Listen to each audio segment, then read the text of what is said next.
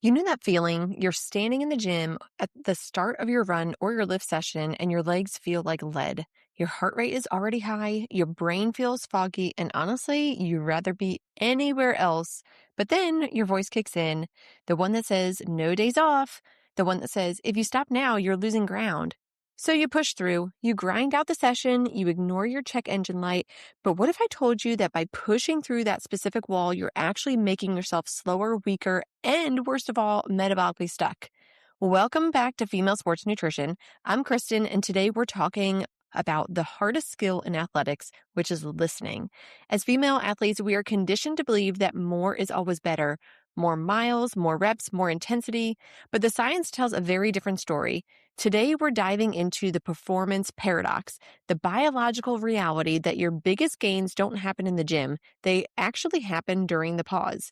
We're talking about why your body might be hoarding body fat despite your grind, why your get up and go has disappeared, and your brain actually throttles your power to protect you from yourself. In this episode, we're breaking down three massive physiological traps. Number one is the cortisol trap. Number two is the CNS fatigue. And number three is the HPO axis. I'm going to teach you how to tell the difference between I'm just being lazy and my body is in a state of hormonal emergency. Because when you learn to pivot instead of just pushing, you don't just get healthier, you actually get faster and stronger. After today's episode, you're going to have a blueprint for strategic resting that will actually improve your mental health, your metabolism, and your PRs. So put down the pre-workout for a second, take a deep breath, and let's talk about why it's finally time to start working with your female physiology instead of against it. Tired of feeling exhausted after training? Confused about how to fuel your body without all the food rules? Welcome to Female Sports Nutrition, where I'll help you fuel strong, build muscle, and perform your best, all while breaking free from diet culture. I'm Kristen, a sports dietitian, trainer, and Jesus lover, and I'm here to help you fuel with freedom. Lace up your shoes, grab that smoothie, and let's jump in. All right, so we've all heard the saying, no days off, and pain is weakness leaving the body, no pain, no gain, all of those sayings. But I'm here to tell you my own personal story of me ignoring my body. So if you have listened to this podcast for any length of time, you know that I took a little bit of a break. So I stopped recording probably around September timeframe of last year. And here I am in February, picking back up my microphone to talk to you all about my personal experience of ignoring my body and how it came back to bite me in the butt, and to turn that story around and use it for good so that you don't follow in my footsteps and make the same mistake. So here we go. Back in September, my kids started their co-op. So I homeschool my three kids, and they are in a co-op. So they started their co-op. My oldest is in third grade. And so there's just a lot of work that goes on with third grade. It's a huge jump from, first, second grade now into third grade. And if you are a parent, you know what I'm talking about. So I felt like, oh my gosh, I have all these balls that I'm trying to juggle right now between my podcast, my business, homeschooling my kids, my own health, working out, things like that. And I just felt like I couldn't do it. And so I had been feeling really burnt out and really tired for a while. I also was dealing with an injury. So basically, I was ignoring my body and I was feeling really stressed out, really overwhelmed, and I was still trying to push myself in my workouts. So I now was feeling a lot of days like I'm just exhausted. I can't do this anymore. And I'm in pain. I can't really work out the way that I want to, all these things. So then what wound up happening is one night I went to bed feeling like, my throat's a little bit scratchy. That's weird. And then in the middle of the night, I remember waking up freezing a couple of times. I turned on my bed warmer. And if you don't have a bed warmer, you should totally get one because it's the most amazing thing ever. And then in the morning, my daughter woke me up and I was like, wow, I feel absolutely awful. I asked her to go get the thermometer for me, and I had 104-degree fever.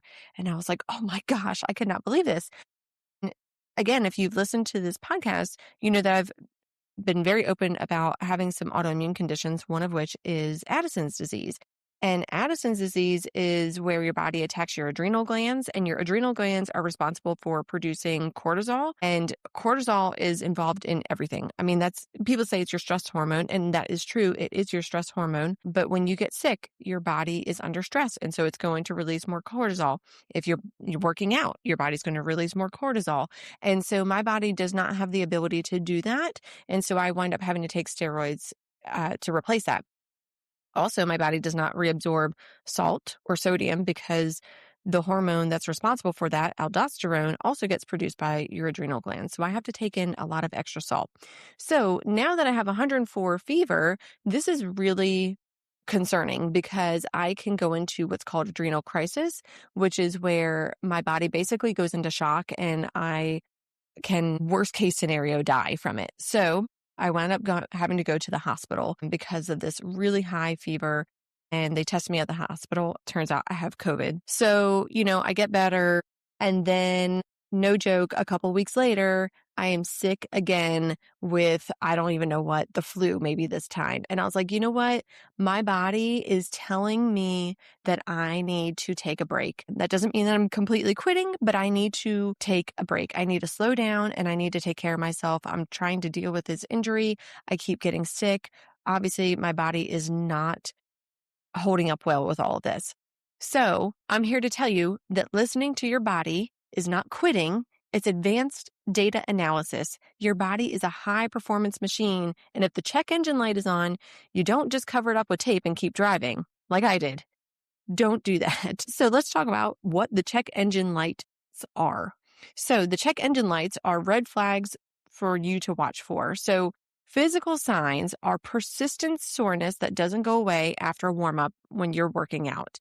Also, an elevated resting heart rate in the morning. If you wear an Apple Watch or an Aura Ring or any of those devices that will tell you those numbers, that is something to really pay attention to. If your resting heart rate is higher in the morning when you're at rest, that's your body under some type of stress.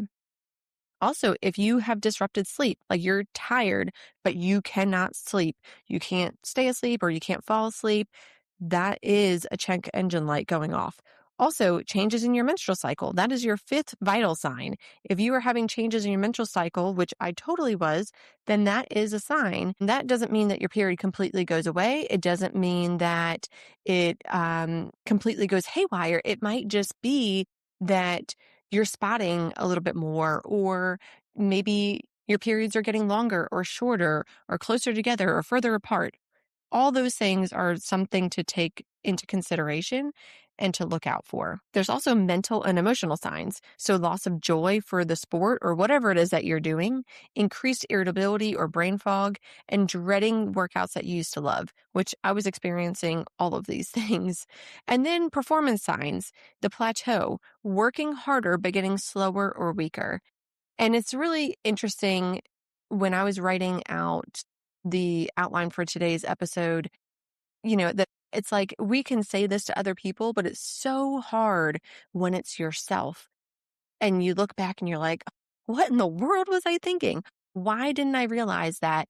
So hopefully with today's episode, if you feel like you're in this situation, maybe this episode is your sign and it can speak to you so that you can allow yourself to rest. So let's talk about the science of why more isn't better. And these are the three pillars of physiological burnout. Number one is metabolic, so the cortisol trap. Number two is neurological, so CNS fatigue or central nervous system fatigue.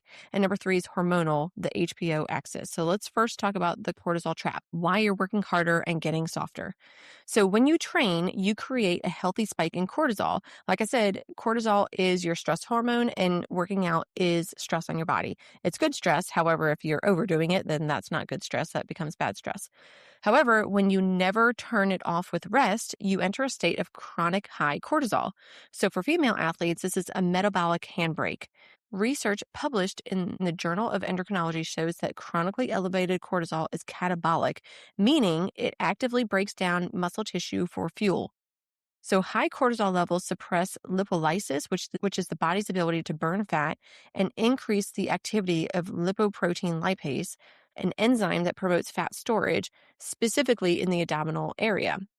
You think you're grinding to get leaner or stronger, but by skipping rest, you're actually sending a signal to your body to eat your muscle and store your fat. High cortisol tells your brain that you're in a famine or a war, and the first thing your body does in a war is hoard energy or fat and ditch the expensive tissue, which is muscle. So I've said this to many, many clients over the years because I figured this out the hard way with myself when I was struggling with my eating disorder and overtraining, is that I would gladly, if I felt like I needed it, take a rest day any day over pushing myself in the gym. And this is why. So, number 2, let's talk about central nervous system fatigue. So, when the battery is dead, the motor won't turn. And I always like to compare our bodies to a car because it really does put it in perspective. It's like if you don't have enough gas in your car, you're not going anywhere. Well, the central nervous system, think of it as your battery in your car, okay? Most athletes think that fatigue is just about muscle soreness, but the central nervous system is the electrical grid that tells those muscles to fire. If the grid is fired, the muscles won't work no matter how much willpower you have. Studies on neuromuscular fatigue show that the CNS can take 48 to 72 hours or even longer to fully recover from a high-intensity session, whereas muscle fibers may repair in 24 hours. A key indicator of CNS fatigue is a drop in grip strength or vertical jump height. Research in the European Journal of Applied Physiology suggests that when the CNS is fatigued, the brain intentionally reduces the neural drive to the muscles as a protective mechanism to prevent catastrophic injury. So that means if you feel slow or heavy, even though your muscles don't hurt, your brain is actually throttling your power. It's like your phone going into low power mode. You can't override this with caffeine. You can only fix it with sleep and a nervous system reset, aka a rest day. And I have absolutely had this experience many, many times before I had Addison's and also with having Addison's disease, more so with having Addison's disease because everything just takes so much more of a toll on your body. And, I felt fine during my training session, but then the next day it was like I was just white. And so that means I can't train that day, especially how I did the day before. All right. The third pillar is hormonal protection, guarding against the HPO axis. So the hypothalamic pituitary ovarian axis is the communication line between your brain and your ovaries. It controls your period, your bone density, and your metabolism. When the brain senses too much stress or training and not enough recovery or fuel, it cuts the power to this axis to save energy. This is the foundation of RED-S, relative energy deficiency in sport. Data from the British Journal of Sports Medicine shows that it only takes 5 days of low energy availability, which is too much training and too little rest or food, for the body to start downregulating the HPO axis. This leads to a drop in luteinizing hormone, pulsatility, which stops ovulation and lowers estrogen. Low estrogen doesn't just affect your period, it leads to an immediate decrease in bone mineral density and a higher risk of stress fractures. And that is why your period is your 5th vital sign. When it disappears or becomes irregular, it's your HPO axis screaming, "I don't feel safe." Taking a break isn't just about your workout today, it's about ensuring you don't have the bone density of an 80-year-old by the time you're 40. Recovery is a physiological requirement for hormonal safety. If you want more information on this, check out episode 95, where we do a deep dive into this exact topic. Now, let's talk about how you can listen without the guilt. Number 1 is the scan method. This is just a 2-minute daily bodily scan before you get out of bed. Ask yourself this question: if I were a coach looking at me right now, would I tell me to go hard or go home? And I can't tell you how many times I wish I would have asked myself this question and taken my own advice. And I can specifically remember when I was training for figure competitions, there was many, many days where I should have just gone home and gone back to sleep. Like the time that I was crying at the squat rack because I was so tired and so burnt out. I totally should have just gone home. And I even remember saying, if I were someone's coach right now, I would know exactly what to say. But because I was in it, it was so hard for me to see and to listen to my body and take my own advice. I think because I felt guilty about it. The second way that you can listen without the guilt is auto-regulation. So this is really tuning into your body's RPE, or rate of perceived exertion. So If a 6 out of 10 effort feels like a 10 out of 10, that means that your body's asking you for a pivot. And that means that you should not do whatever training session that you have planned that day. You should do some type of alternative, which we'll get to in a minute. So really not pushing yourself and doing a balls to the wall workout, as I like to call them, but really just taking a chill pill and really trying to slow down to give your body the rest that it so much needs.